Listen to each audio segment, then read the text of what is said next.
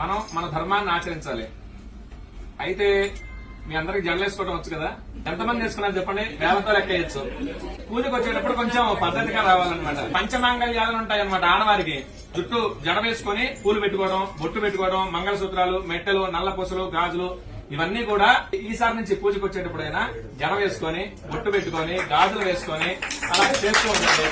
ఎందుకంటే మన ధర్మాన్ని మనం కాపాడాలి. ఇప్పుడు మీ పిల్లలకు చెప్పాలనుకోండి, మీరేం చెప్తారు?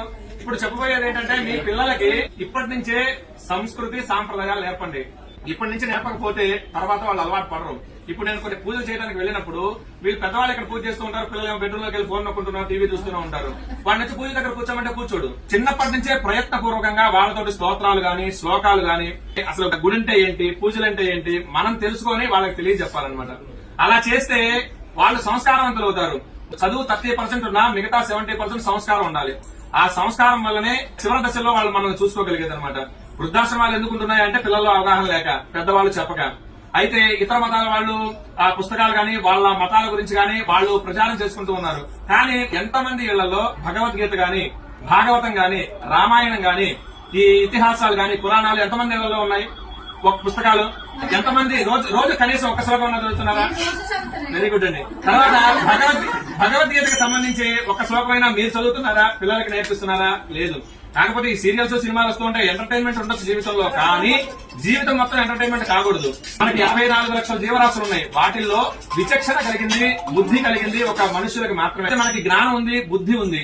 మనం హిందూ ధర్మంలో పుట్టినందుకు ఖచ్చితంగా మన హిందూ ధర్మాన్ని పాటిస్తూ ఒకళ్ళ మతం మారకుండా కాపాడే విధంగా మనం ఉండాలన్నమాట. ఇప్పుడు ఎడారి మతం వాడు వచ్చేసి నా మతంలో ఇది ఉంది అని చెప్పినప్పుడు మనం కూడా చెప్పగలగాలిగా. శివుడు ఎంత శక్తివంతుడు, రాముడు ఎంత శక్తివంతుడు, విష్ణుమూర్తి ఎంత శక్తివంతుడు, వీళ్ళు ఎంతమందితో యుద్ధం చేశారు, ఏమేం చేశారని మనకు తెలియాలి ముందు, వాళ్ళకి చెప్పాలి అంటే. లేదు అంటే వాడు చెప్పేది నిజం అనుకుంటాం. కాబట్టి మనం నేర్చుకోవడం, కొంత సమయం భక్తికి, పూజలకి కేటాయించండి. అలాగనే ధర్మం తెలుసుకోవడానికి, ఆచరించడానికి కొంత సమయం కేటాయించండి. అలాగనే మీ పిల్లలకి కూడా చెప్పండి. పిల్లలకి ఇప్పటి నుంచే మొదలు పెడితేనే వినగలుగుతారు. నాకు తెలిసి మీ పిల్లలందరూ చిన్నపిల్లలు అయి ఉంటారు. మీరు కలిగిన కుర్చీలో కూర్చున్న కింద కూర్చున్న 10 సంవత్సరాలు వాళ్ళు ఉంటారు. కాబట్టి ఇప్పటి నుంచే మొదలు పెట్టండి. ఇప్పటి నుంచి మొదలు పెడితే కనీసం రోజుకు ఒక శ్లోకం, లేదు అంటే మన ధర్మం ఇది, బొట్టెందుకు పెట్టుకోవాలి. అలాగనే ఈ కొన్ని స్కూళ్లలో బొట్టు పెట్టుకోనీరు, జడ వేసుకోనీరు, రిబ్బన్లు వేసుకోనీరు, గాజులు వేసుకోనీరు. ఇప్పటి నుంచి ఇట్లా మొదలైతే ఇక పెద్ద అయిన తర్వాత అసలు వాళ్ళు మన మాట ఎందుకనమాట. వేరే మతాల వాళ్ళని పెళ్లి చేసుకోవాలన్నా కానీ దానికి వెనకాడరు. మన ధర్మం గురించి, అలాగనే మన ఆచారాలు, సాంప్రదాయాల గురించి నాన్నలకి, అమ్మమ్మలకి తెలిసి ఉంటుంది. వాళ్ళ దగ్గర నుంచి ఇవన్నీ కూడా రావాలి. అవి కూడా పిల్లలకి అలాగనే నేర్పిస్తూ రండి. మీరు నేర్చుకోండి. రోజు కొంత సమయం దేవుడికి, అలాగనే మన ధర్మానికి కేటాయించండి. జై శ్రీరామ్.